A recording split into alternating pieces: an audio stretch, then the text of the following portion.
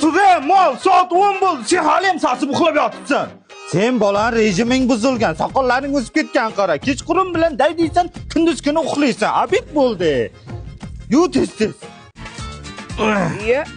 Nima bu uyingda har kuni urush, to'pamang tinchlikmi? Tinchlik emas-da, o'g'limda rejimi buzilgan. Kunduz kuni uxlaydi, kechqurun daydiyib yuradi, jinni. Ana. Meni ham ulim, seni ulingdek bir xil edi. Mana keyinmi uylantirib qo'ydim, mana cho'stiymasin, hozir chiroyli yuribdi ish qilib. Rejim to'g'rilanib ketdimi? Hadi, sen ham shunaqa qil, uylantir ulim.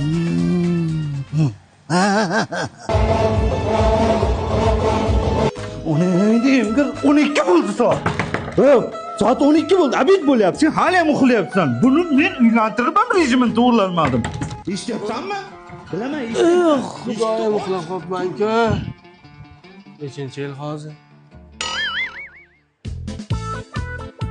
Alo, kelin saringiz qayerda? Uyda? Nima qilasiz? Ertalab sahardan turib hovlilar supurib, qo'shnilarga kelin salom qilishim kerak edi. Nimaga? Baribir siz qilmayapsiz-ku. Bugun ertalabdan Andijonga zo'r qilib zavtrak tayyorlab bering, xursand bo'lib qolsinlar. Qizim, nima qilyapsiz? Sizga zavtrak tayyorlaymi, Andijon? Abedda zavtrak tayyorlayapsizmi? Qanani go'rsoqda? Hali ertalab voqli deb o'ylab uyg'otmanmi, Andijon? Maraz xudo bo'lmay o'lgur. O'g'lingni rejimni uylantirsang to'g'rilanadi deganiga men o'g'limni uylantirgandim. Seni qizing meni o'g'limni rejimidan battar ekan-ku. Nega shuni boshida aytmading? Men ham shu erga tegsa rejim to'g'rilanadigan uchun erga bergandim.